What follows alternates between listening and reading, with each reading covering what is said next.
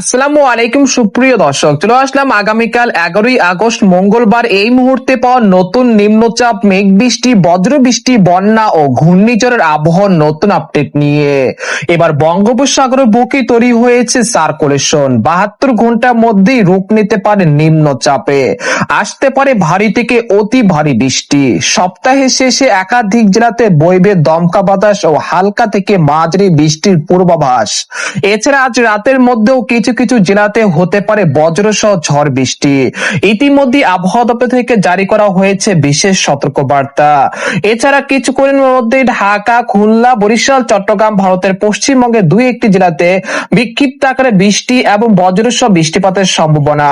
তো আজ 10ই আগস্ট সোমবার এবং আগামীকাল 11ই আগস্ট মঙ্গলবার কেমন থাকতে পারে আগামী 24 থেকে 48 ঘন্টার আবহাওয়া বাংলাদেশ থেকে শুরু করে ভারতের পশ্চিমবঙ্গ, আসাম, মেঘালয়, উত্তর থেকে ত্রিপুরা রাজ্যে আগামী 24 থেকে 48 ঘন্টার মধ্যে কোন কোন জেলাগুলোতে বৃষ্টি এবং বজ্রসহ বৃষ্টিপাতের সম্ভাবনা রয়েছে এবং 11ই আগস্ট বঙ্গোপসাগরে সৃষ্টি হওয়া নিম্নচাপ কোন উপকূলে আশ্রয় পড়তে পারে। তো এই বিষয়ে কি বলছে আজকের আবহাওয়া রিপোর্টে জানিয়ে দিব সম্পূর্ণ বিস্তারিত। ভিডিওদের সঙ্গে থাকুন। আর আপনি কোন জেলা থেকে গুরুত্বপূর্ণ আমাদের আবহাওয়ার খবরটি দেখছেন অবশ্যই কমেন্ট করে জানিয়ে দিবেন। আর সবার আগে সর্বপ্রথম সঠিক আবহাওয়ার খবর জানতে আমাদের চ্যানেলটিকে সাবস্ক্রাইব করে রাখুন। এবার জেনে নেওয়া যাক এক নজরে।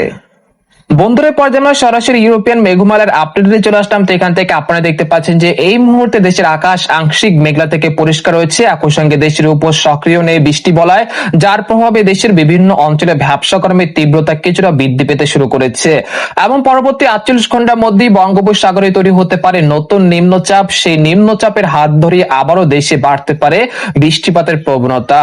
এছাড়া আজও দেশের বিভিন্ন অঞ্চলে বিক্ষিপ্ত আকারে বৃষ্টিপাতের সম্ভাবনা থাকছে। এছাড়া আর কিছুক্ষণের মধ্যে দেখা যাচ্ছে খুলনা, যশোর, সাতক্ষীরা, শ্যামনগর, লোহাগাড়া, শালকোপা, মেহেরপুর আশেপাশ জেলাগুলোতে বিক্ষিপ্ত আকারে বৃষ্টি এবং বজ্রসহ বৃষ্টি